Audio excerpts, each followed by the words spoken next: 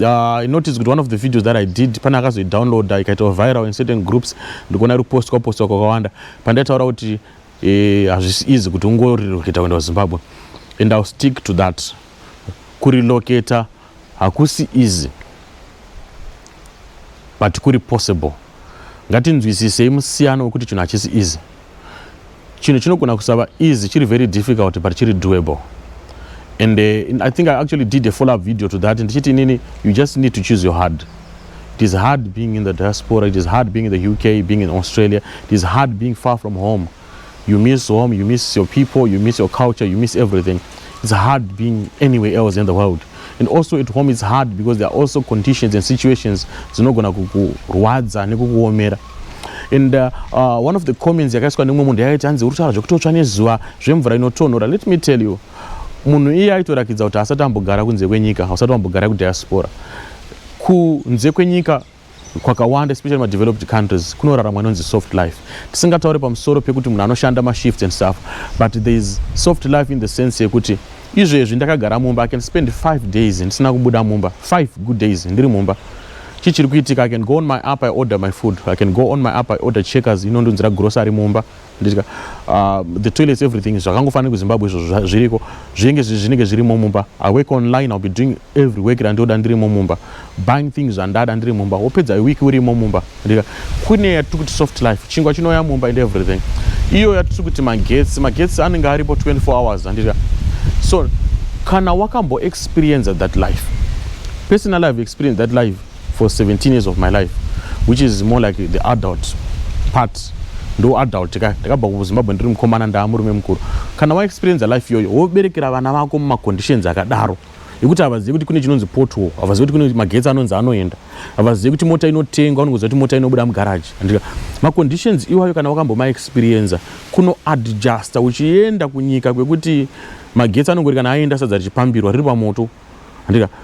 Kusvika kunyika kwekuti kana uchida kufona kuisa namba dzemufoni so zvinotora 4 minutes, 40 seconds isati yatombotanga kuti ngurunguru ukangoisa panzeve. Zvinhu zvitori different. You won't understand it if you have never stayed in the diaspora.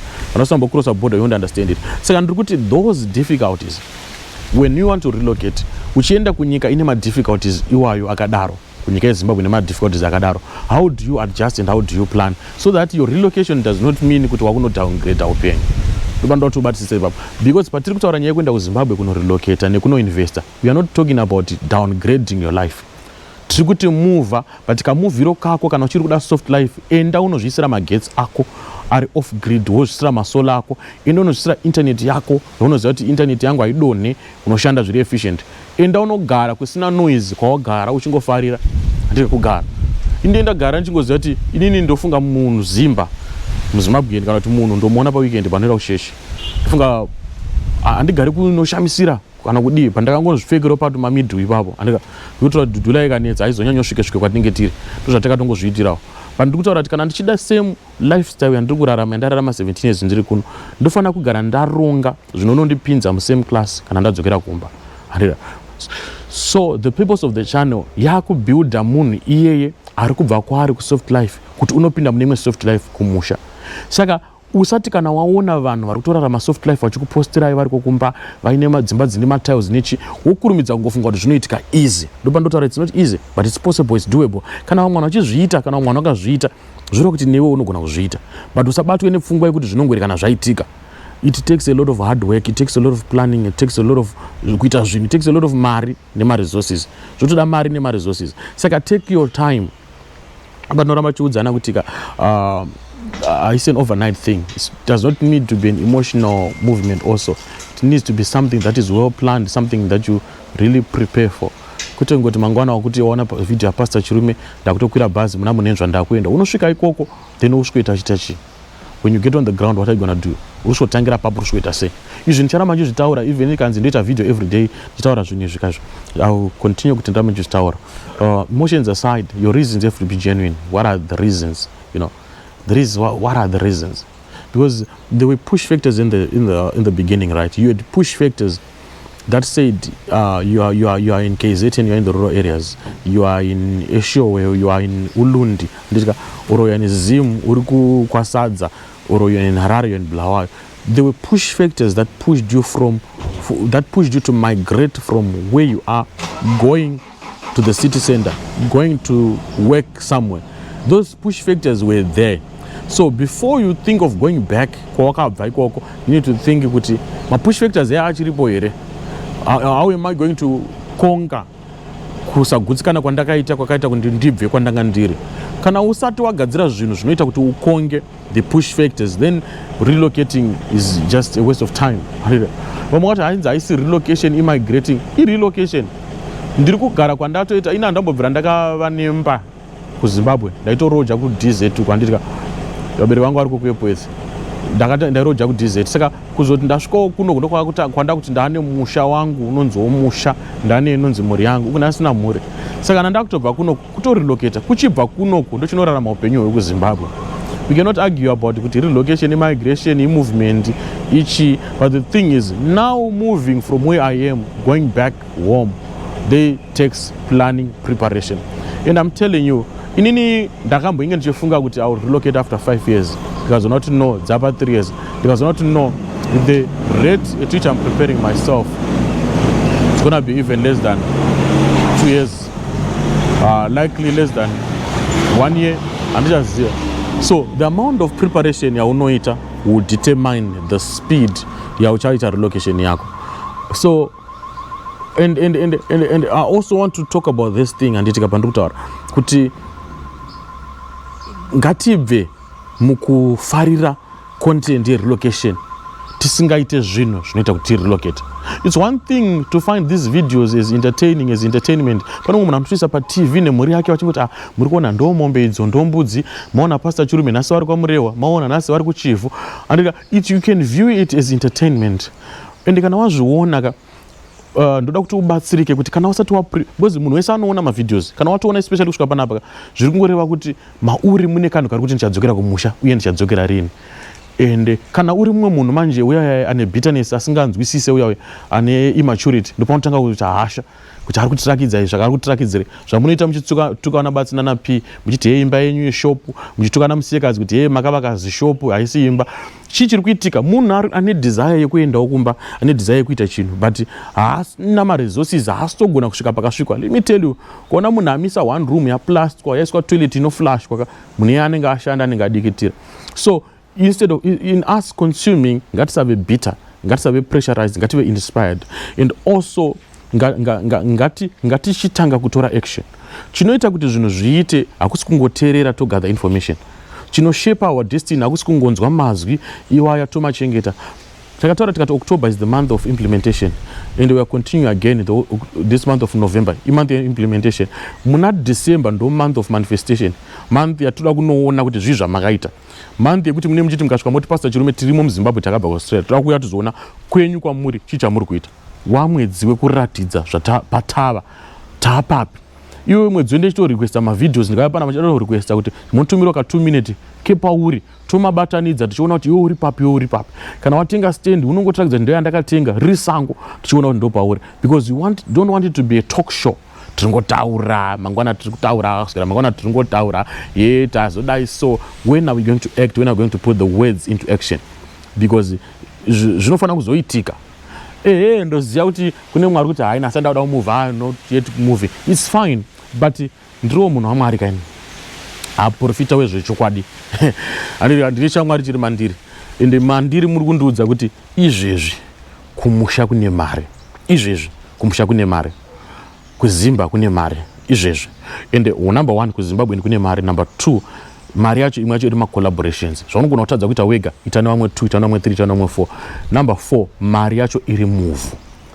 Number 3 handiti kune mari, kune collaborations, mari yacho iri move. Number 3 ameno 3 4, but mari yacho iri move. Kana nchiti mari iri move ndiri kuti chii? Ndiri kuti tsvaga land, enda kuland yekumusha, inonotsvaga land, unotaura nasekuru kuti ndakabva kuno kare dza 20 years, hapana here kapiska munogona ngondipawo ka 1 hectare kana ka 2 acres kana 1 acre zvayo, ndingoona kuti ndoita sei. Then you begin kuisa zvigunwe, kuisa effort move ndo mune mari, and we don't know kuti season ino ichasvika rini iripo. And for your own information, ndowanzotaura zvinhu izvi ndichitange ndiri kuseka. kuna 2009 kokoko ndo pandakauya ku South Africa pakamboita goridhe madiamond kwaita diamond kuchiyadzwa diamond raputika kwakwe vanhu vaenda vachitenga mangoda vachidii vamwe vachitodzoka vachitenga masola vamwe vakatenga makombi vamwe vambva vatovaka dzimba vamwe vambva vatocreata foundation yeupenyu nanhasi upenyu hwevanhu ivo hwakambva hwachinja. Ini ndakasvika ndikatairohoni kutya kuti kuchiyadzwa chembero wangu ndobva vatora nemufano wangu the late ndombva waenda tikatona vatoti tatoenda kuyakwe havasi kuchera vakaenda nechikafu nezvekunotengesa nehembe nechichi vachinjana netimatombo itoto tichitengeswa. You know what was happening madays aya ndobva watodzoka tikatoona pane tumachenji twatoitika. Ini pandakazoda kuti ndauda kuenda ndakudi ndo pandakanzwa pakunzi uko kuri kurohwa munhu nepfutuko kune mbwa dzotyisa. So sometimes you need to be very aware when an opportunity opens up, when an opportunity arises, and take advantage of the doors that would have opened.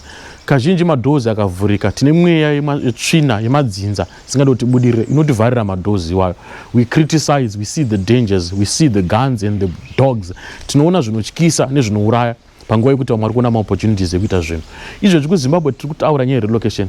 Ndiudzei kuti vanhu vakabvira kudhara vachirelocata vachidzokera, but the wave yairi izvezvi, the rate iriko izvezvi, mamakiro ari kuita kuZimbabwe izvezvi akusati kwambovakwa kuZimbabwe semamakiro awaitwa these past 2 years. Kunyanya gore rino iri ukangodai so nerodhi urikuona mahardware murodhi mese zvichiitika izvozvo iwe unenge wakablindwa so wakavharika. Andika chindiudza kuti ne65 years urudzokera kuZimbabwe kunoroja ndonodzokera mudzimai wako anenge andive kuUK vanenge vachitaura war I'm tired and jet lag vachinzi amai mutoilet muda kuiswa cobra red. Toona munhu ane 65 years 70 years akupfugama aisa cobra red. I like izvozvo pfungwa dzedzo ndotsvara dzine umwe munhu anenge kuti ingawa ne vanhu ane ma75 years vari kuroja kuZimbabwe vari kuroja kuZimbabwe nekuti havasati vambobuda. Iwe wakatombobuda kana opportunity kunoshanda uri kunze chirakidzawo zvinhu zvinoratidza kuti wanga uri kunze. Chakaipa ndechekuti uda kuzvifananidza kuti zvakafa ndowanzotaura kuti usangozvifananidze iye adya sadza nenyama neadya nemavheji takangofanana. Ko wairi kuzvifananidza kuti wadya nemavheji idya nenyama uzvifananidza wadya nenyama kuti zvakangofanana kudya sadza nenyama nemavheji. Chicha ndikuedza kutaura kuti shuvira zvinhu zviri nani, shuvira upenyu huri nani, shuvira zvinoratidza kuti wanga uri diaspora. Tirakidzawo kuti wanga uri diaspora. Chingotirakidzawo toda kutoona kuti wanga uri diaspora. Ngapaive nedifference. Video ino ndikuona kuti yakuinspire navanhu vari kuZimbabwe. Maviews angu akawanda awa anobva kudiaspora but ndakuona kuti vari kuZimbabwe vari kuinspire wavo. Nyaya iyi iri kuitika ndeyekuti isusu takabuda tichibuda kuti tinochinja zvinhu iyo zvomakisa zvinhu izvo zvoti wapedza 15 years kudzokera kuZimbabwe hauna mota hauna kana property yauri kuenda nayo ndo vamwe vanozotanga kunyebwa kuti ndakabirwa pabhodha izvi zvakazosara juti takazodaiso pampacho nyaya yekusarongeka kwedu. Saka ndikuti iwewe neni ngatirongeke tiwanewo chinja toti takubva kuno kuti tunodzokera chiti takabvawo neichi takashandawo ichi takadaiso kuti ngotongodzokera tine vana kuti mukomana godha akazouya kachirume uya akazouya kubva kuSouth Africa ane vana 3 nemudzimai wake vari kugara kupi vari kwaamai vavo kuepwedzi kwagogo chirume vakutoenda wakunorara vana vanenge varimo mudining meme vakarara kuseri kwemaspika vakarara kuseri kwemasofa kunge tambo dzemaspika. Ko iye godha wacho ari kupi akazobvisirwa imba imwe bedroom ranga rakaiswa huku rere huku dzakambobviswa gogo chirume akatoti this handichate huku nekuti mukomana akabva. Guys, we can do better than that. Iva nepfungwa dzinoti kana ndakudzokera kumba, iva nepride igo yenyu ana baba yakaenda wapi, iva nepride mauri kuti no man kana ndakudzokera handisi kuenda kwagogo handisi kuenda. Mudzimai wakatadza kupfeka mabikini nekupfeka tumwe tuyotitwa anofanira kupfeka achibika aripo andika muchionana muri 2 ana privacy. Why? Because ari kwamwene ngakushanywe. My desire ndekuti kana uchienda kuZimbabwe izvezvi paunodzokera kuZimbabwe paunenge wakudzokera kuZimbabwe svikira kumba kwako either kune 1 room kune 2 rooms svikira kumba kwako ingainopakwa motikari so kana iri mota kana iri bhazi buruka parodport wakananga kumba kwako kune imba isina kuplastwa 1 room yezvidhina inonzi yako yaunovhara dhorimo ine marata anenge achipisa musina as long as uchisvikira kwako kana taneta nekuti guys ini ndobva ndanyatsofila kuti no man pandiri kukuudza ndiri kuzviudza because ndini chitozviudza kuti shamari chirumeka unofanira kurongeka to the level yekuti amai vako unofanira kushanya kumba kwako kuti unotosvika zvekuti vanhu vanoita vachashaya mufaro vanongobenga vachifara vachiona vazukuru 2 minutes vazukuru uchimbodai uchinotenga zvinozorwadzawo. Iye mudzimai wakaroora kuti akutobuda kunotenga grocery $500 ouya naro kwamwene ndizvozvo pamwe achazoda amboenda kumba kwavo makucha imwe $500 rika ndikuudze svikira kumba kwenyu vasvika kumba kwenyu mobvisa mabhegi enyu moarongedza, mabhegi enyu mosiya zvinhu zvenyu pasi, mapedza kurongedza zvinhu zvenyu maisa pasi, maisa kana musina wardrobe isai pamutariko, isai waya kona tukona, moisa hembe dzenyu ipapo, masutukezi enyu munenge mauya muri ipapo, mapedza motoda kunoona mama takauya. Tiri padombo shava, tiri kwabhora kwamurewa, takauya. Ndika oti all right. Woti apa tichaona kuswera mangwana tangoti zorore. Muzorora muri kumba kwenyu. Kuti mafamba nebhazi, maona moto pabhodha, makusvika ikoko wakaneta, wakuda kuti iwe unenge wakazorora, but mudzimai wako abhizi, ndiye akutotanga kutobika, ndiye akuda kutotanga kumhanya-mhanya, haana zororo. Anga achibva kuma-shifts ku-UK, anga achibva kuma-shifts, izvo zvadzokera kuZimbabwe, akutanga norova ma-shifts emapoto, emaplate. Nhasi ndatozongwa. Ini ndandisina kumbofunga kuti ndichasvika kwesoko. Pandari timbonyatsotaura nonzi ferere. Pachokwadi chaipo. Ndataura imwe video panapa ndikataura kuti kugara muSouth Africa dzimwe dzatongova nharo. Pamwe pacho you need inonzi wake up, kumbovhunduka, kumbovhurika brain so. There has to be a wake up call. Ndokufungisa kuti saka ndiri kuitei. Ndo imwe question andombobvunza vamwe vanhu. Vanenge vachiti hanya relocation makatienda Zimbabwe, ndimi makambotiudza here, patakauya makatiudza, pamakauya makamboita mavideo. Kwangu kusati kwane mavideo mazuva ako. Hatakuudza but izvo zvitakuudza. Kuti pamwe pacho unofanira kungofunga kuti hauna kuchinja nzvimbo yekutambura here. Waitambura uri Zimbabwe, wauya kuSouth Africa uri ngotambura uri ikoko. Kwawaenda uri ngotambura uri ikoko. Ndine musikana wandakaita interview midhiyo. Achitaura kuti aiita mari achitenga mota ari kuSouth Africa, but mari yacho yaitwa kuZimbabwe. Aitengesa maplastic kuZimbabwe, achitengesa maspices kuZimbabwe. Apedza zvinhu izvozvo kuZimbabwe, mari yotumira kuSouth Africa, ochinja otenga maranzi, otenga zvinhu muno muSouth Africa. Which means aizopa conclusion yekuti ndandiri muwrong location. Aingogara kuSouth Africa. Because pane pambi kuti unongonakirwa nekuti kubeach, ndiri kubeach, ndiri kuDurban izvezvi, ndiri kubeach. Ini ndoshanya dzimwe dzimba dzinogarwa nemazimba kunokuka hadziite guys, hadziite. Dzinotodarika dzakapwanywa pamuramba tsvina, hadziite. Handisi kuti munhu wese akapfuma, handisi kuti pari ipapo pagona kungotangira ipapo zvichinja zvichienda. But ndiri kuti 5 years uchingogara mukaroom kasingaite here. 5 years hausitomboziva kuti kumagetsi anobikwa nawo sei, uri ngobikwa nemoto apa uri kuSouth Africa. And some of vanhu vakawanda vari panapa, some of vanhu vakawanda unenge uchinzi ndiwori beta mumhuri. Beta unenge uchiti tina sisi vari kuJoburg. Beta yacho kwete nekuti une chinhu, kwete une chaunoita. Beta ndeyekungoti wakakurosa Limpopo. Beta unotonzi uri pari nani inyaya yekuti hausi kumba wakakurosa border. Kuti amai vachikotaura ndine musikana ariko kuSouth Africa azodaiso, vabereki vazotaurawo kuti ari kuita chirombe ariko, hapana chaari kumbotitumira. Ende kazhinji kacho ndine imwe incident yakabva kuitika mai manje yandainzi pastor tibatsirewo, tine hama yedu yakafira kuSouth Africa, toita siya dzoswe kumba. Chii chakaitika zvanzi anga more than 10 years aenda, hapana kana communication yaita. Saka takazongonzwa munhu afa kuti ningi takutoona kupostwa paFacebook tikatoti hama yedu unenge uriko wakatoretire upenyu, hapana chiri kuitika, zvinhu zvakangooma zvakangodzvanya. Ndika uri mustate iyoyo vanhu vachazotanga kupinda busy kutsvaga ma-34,000-35,000 rands yekuti vakuripatriate body yako enda kuZimbabwe. So these guys were saying dei zvatongoita tatongonirikira, tatongomiga kana ikoko, hatidi kuti zvizotaurwa pana chirume. Nhasi ndichine energy yandinogona kushanda, nhasi ndichine pfungwa dzandinogona kuita zvinhu, ndichine pandinogona kufunga kuti ngandibve pano ndiende zvangu kuOverspec kwaSolani kuEpwethu, ndinotengesa majigis nemafreezes nema-ice cream road, kuchipisa kudai so ndichitengesa ma-ice cream road. Now is the time yekuti tokona kuita ma-decisions achachinja ramangwana redu nderemangwana revana vedu. Tokona kuita ma-decisions iwa izvezvo. Nhasi atiri kutaura inongonzi hard talk, ameno hard talk referere, ngatibatsirane tionesane. Imine muchimbondituka comment section muchitaura zvamunoda, mwakauya achitaura zvaanenge ataura, mwakataura nyobvo dzake. Nhasi ndombotaura nyobvo dzangu ndiri panapa. Ndimbokutaurira kuti shamarika kusvikira rini chirarama ka life katikurarama, kusvikira rini?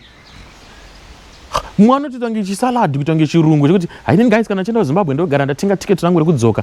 Nditoziva kuti ndikaenda na intercity remusi wakati nenda todzoka. I really spend more than 3 weeks ndiri kumba ini ndo ndakurumidza kudzoka. Chibva kuAmerica ndinotone return ticket rangu. Saka zvitange chirungu nekakurongeka. Zvimwe zvacho hakusi kurongeka enda chisi chirungu. Inyaya yekuti hauna kwekugara. Inyaya yekuti hauna panonzi pako. Ndikutaura asina. Iwe unapo ndikuzviziva kuti napo. Pandikutaura asina. Saka toda kuti tifarire nyika yedu, tifarire kumba kwedu. Mwakazoti hanzi makutaura statement yeZanu yekuti nyika inokwana nayo. Haisi statement yeZanu, statement yechishona inoti kana iri nyika inokwana nevene vayo. imbwa nana hadzisvinure mumwe chete musi umwe chete. Vamwe vakasvinura kare vakatorelocata, vamwe tiri kusvinura izvezvi ndosaka tiri kudzidzisana zvekurelocata. Vamwe vachazosvinura kusvikira mangwana. Saka asati asvinura panyaya iyi hatimutuki, hatiite sei, tinongomirira kuti nguva yekuti achazosvinurawo ichasvika. Wasvikapo kuzoona video kusvika panapa izvezvi pamaminutes aya takutosvika 30 minutes andika uri kungoona video. Chii chiri kuitika nyaya yekuti mauri muri kunzwa kuti ame candidate yekudzokera kumba. Hauzivi kuti rini mangwana kusvikira mangwana next month, the month what hausi kuziva, but mauri katorimo ndikuti ukaona kuti karimo kari kuti ndichada kudzokera kumba ndoita sei. Tangira pauri, une mari izvezvi, une mari, uri kurarama nei? Ukadzokera kumba unodzokera kumba kwani? Unosvikira mumba mani? Tanga kufunga kuti ko kumusha kwenyu kure sei nekudhorobha, oro kumusha kwenyu unoda here kunogara life yekumusha. Kana usingadi une mari yekutenga stand yekuenda kudhorobha kwauda kuenda, kana usina wakura, une makore akura sei, energy yako yaita sei kushanda, kana une energy, zvimwe zvaunogona unoita wakumba zvinogona kukupa raramo. Zvifunge zvese izvozvo, ita macalculations ina ndikudecidire, funga wega. Pane mwana uzobvunza kuti pasi saka project yakadai inopa mari here kuZimbabwe. Ndikutaurire kuZimu vanhu vaita mari nezvese zvese. Vamwe vaita mari nematishu, vaita mari airtime, vaita mari nehuku, vaita mari kutengesa mota, vamwe mari nekutengesa miti, vamwe mari nekutengesa mufudze, vamwe mari nekutakura zvinhu akajega chinhu akaisa apa achienda asina kana capital kana aangoisa chinhu apa saga akuti ndipe $2. Chinhu chese chinoita mari kuZimbabwe. Chakanaka ndechekuti chitange utsvage maclients. Tanga chinhu chacho utsvaga maclients. Ndombotaura chiti kana uchifunga business idea, chingofunga kana uchida funga business idea zviri simple ndezvekuti funga kuti vanhu vekuhaifiridzwa nekupedza vanodei. Munhu paanomuka makusena achada kugeza mazino, achada kugeza kumeso, achada kukama musoro, achada kupfeka hembe, achada kupfeka bhutsu. Izvozvo zvega pato nebusiness ipapo. Pane Colgate, toothpaste, pane toothbrush, pane face sipo yekugeza meso, pane tauro, pane mafuta ekuzora. Itori grocery iroro, itori business yekuti ndogona kutongoventure kuti ndotengesa sipo dzekugeza meso, ndogona kutengesa toothpaste chete, ndogona kutengesa toothbrush, ndogona kutengesa matombo ekukwesha manga. Takura matombo ako 100 wanotengesa kuna South Africa, I don't know. That's how you think of business. Chaga kuti chinodiwa nevanhu chi, wochiprovide ite profit. Ndo matangire business kaya. Besides that, ziva kuti iwe Mwari akakupa chipo chako. Vamwe chipo chekutaura, vamwe chipo chekuimba, vamwe chipo chekurova maoko. Ndoona ita video chirova maoko so. Vanakati maroero anoita kuti maoko ndoda kuti amborove maoko kunhamo kasi kukatika nhamo. Vanati ngawe amborove maoko kubhendi kwaningi. Kana kuti ngawe arove hosho yake kwakati. Une chipo chiri mauri. Problem ndeyekuti Mwari akakupa chipo chekuruka. Vamwe vachita mamillions nana mama Red Rose tina nani, vaita masaluni anotyisa kuHarare kwandika. But your problem yako ndeyekuti ndingoti asikana. Amaifundisi, makarukwa nani? Ndakaruka namai ningi. Unzi makachajwa mari 30 years. Yes eyo. De makayamba kwangu ndakakuruka imahara. Problem yako ndeyekuti haugone kumonetize chipo chako. Saka you feel kunga unarumonetize chipo zvavo vari kutowaster or vari kutokanganisa. No, monetize chipo chako. Chiperfect. Tsvaka certificate twenzara, certificate twebvudzi kuitira kuti ukazopisa munhu unoti aiwa ndakaqualify, ndakatodzidzira chinhu ichi. Wotangira ipapo. Vamwe muri kutongofanira kutangira pakuti enda unotengesa bhutsu dziromba, une mapeya 27 ebhutsu, une matrousers 46, une madress 72. Enda unopfeka zvinhu, wakupfeka size 38 but une size 32 trousers. Wakupfeka X2 ma XL but une shirt small, yaipfeka small uchinayo. Izvozvo ndo imwe capital yekuti enda unozviunganidza so. Unoshamisika uchibuda ne$2,000 US pazvinhu zviri mumba zvausashandise zvaunotengesera vanhu uchienda. Then that man wakutanga build something. Guys, ndakukuudzai ka. Inini chinhu chandikuda kukuudzai, ndiri kuudza chirume uno. Kana zvandiri kuudza chirume zvirelata newe, enda unoshanda zvichinja. Enda unozvi-apply mulife mako, enda unozvi-apply pane zvauri kuita, zvichange kufamba, zvichange kumuvha. Chakaipa, kana the ultimate goal yatiri kuda ndeyekuti tazova kumba. Uchiuya neka 323 kako ndichiuya nejeta yangu kana kuti ndienda piwa GD6 naMwari, kana ndienda nemotikari hombe Zimbabwe andika uchiuya tichisvika pamba. So munhu achazobvunza kuti why muri kuita mavideos anenge ane chekuita netopic yandautaura nhasi. Ndichitange ndiri kumadzokorodza nekudii. But I think this is very, very important kuti titaure nezvazvo. Ndakadiscover kuti munhu is a result of words. Kwauri zvauri kuita, it's a result of my words. Either wakazviudza iwewe ukamatenda ndokubva wafollowa zvinhu izvozvo, ndokubva mawords ako atomanifesta zvikatova kugara kuAustralia, zvikatova kugara kuSouth Africa kwauri kuita, which means you can follow your own words that they can shape your destiny. And I've also discovered you can be a product of words that were spoken by other people about your life. Vanhu vakatotaura mashoko mulife mako anogona kushepa kwaunogara, anogona kushepa maprojects auchaita, anogona kushepera mararamiro ako ari mazwi ataurwa nevanhu ukamatenda.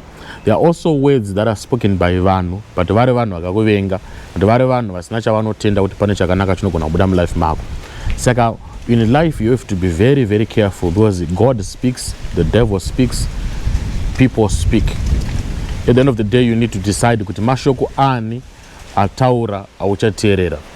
Saka muchaona kuti last time ndakataura pamusoro pevanhu, ndataura zvinhu zvinogona kuitwa nevanhu, zvinogona kukudisappointa in your relocation journey, zvinogona kukudisappointa in your quest, in your plans to relocate or to just invest in Zimbabwe.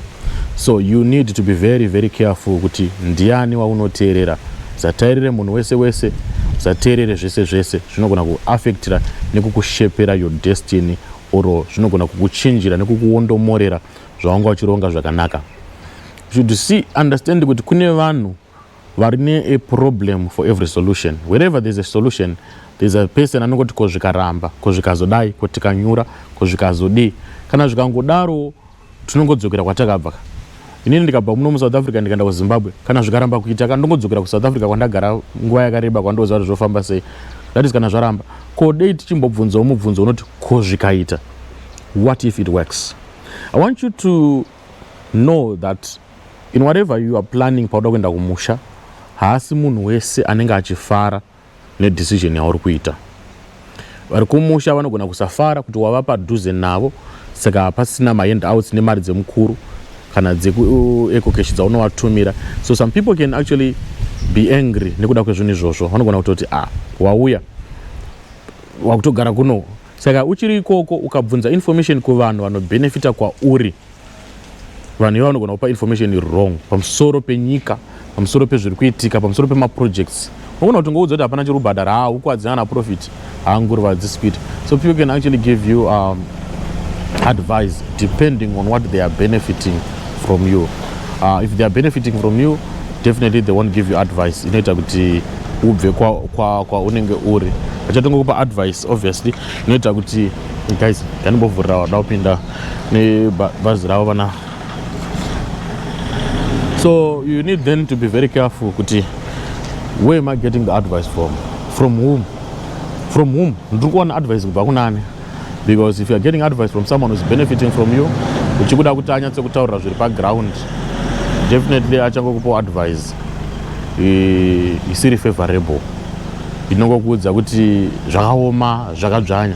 Asi kandimbomira muchinda ari kuda kupaka panapo. Parking yake iri paside nemotikari yangu pandakagara. Ndagara pamusoro pemota, saka ada kupaka, ndikatimboona kuti anozviita sei, abva apaka kura. Advice ukaibvunza kuvanhu vanobenefita kwauri, they are likely kukuudza kuti mashoko anoita kuti umboramba uri kwauri, mashoko anoita kuti umboramba uchivatumira something. Vari kwavo vanhu vane integrity, vari kwavo vanhu vari faithful, vane chokwadi, vanogona kuudza kuti zvachinaka, chidzokai, tingoona kuti tionera pamwe chete sei. I've also discovered kuti kune vanhu vanofarira kuva padhuze newe munguva dzekunge zvinhu zvisiri kukufambira. Guys, sorry, ndizvitaure zvandiri kuda kutaura izvo. Pastatus yapo chapo ingonyora pastatus yapo WhatsApp kuti uyu upenyu hwakaoma, zvinhu zvakaoma. People will come to you, saka upenyu hwakaoma, chiri kuitika, zvakamira sei, chichi. They want information yekuoma kweupenyu mulife mako.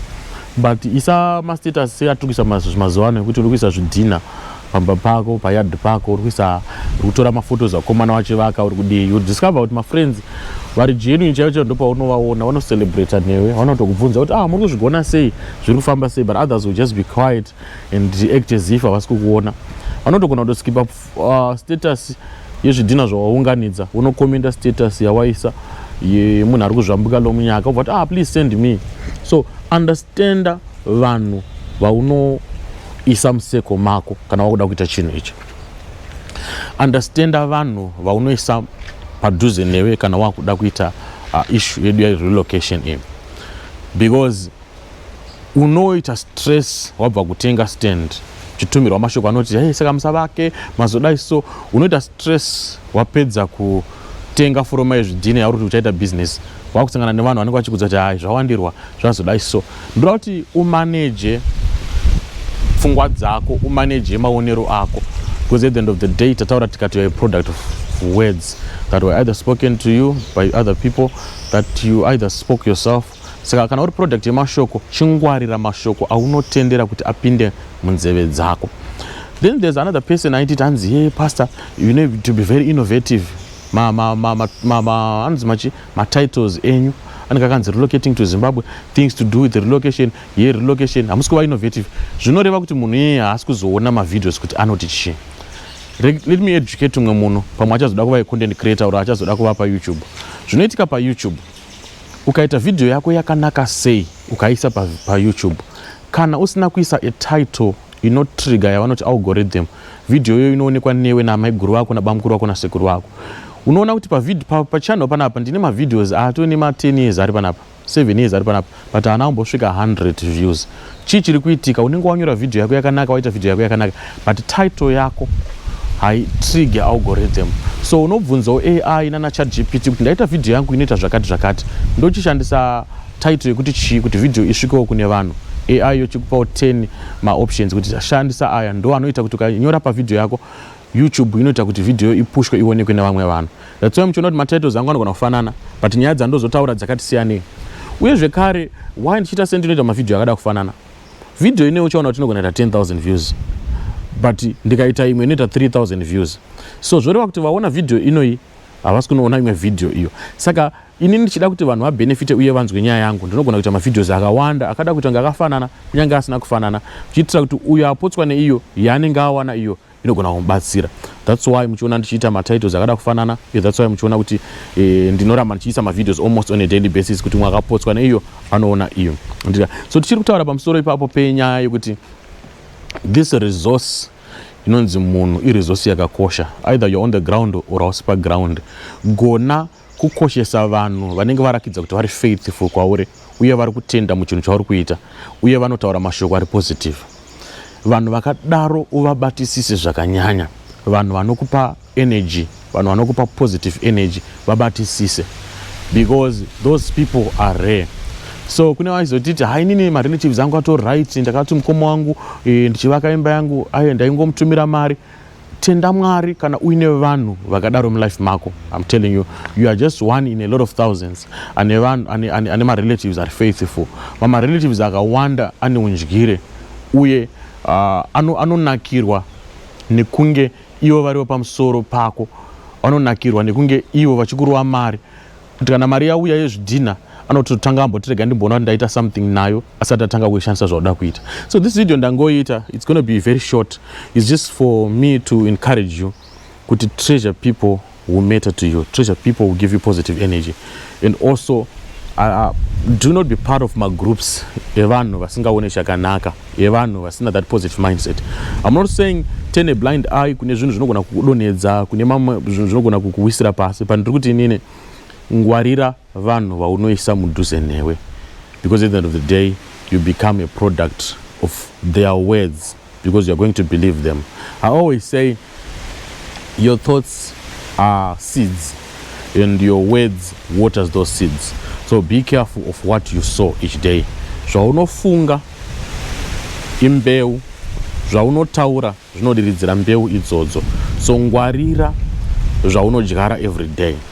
And I've also noticed on this channel, guys, kuti kune munhu anongouya anengori nezvinhu zviri negative, anotongotukirira. Yesterday ndaita video namainfo Diaspora ndikati ring yangu yadonha motikari, dzimwe nguva ndisina inenge ichirwadza. Akutanga kuti bakazodai so enda kutonorora munhu wakazo pachannel pacho unenge wanyatsouya sei, video waiwana sei, and tiri pa same wavelength here kana kuti uri kwako ine ndiri kwako. And above all, one also other things that I want to address before I go,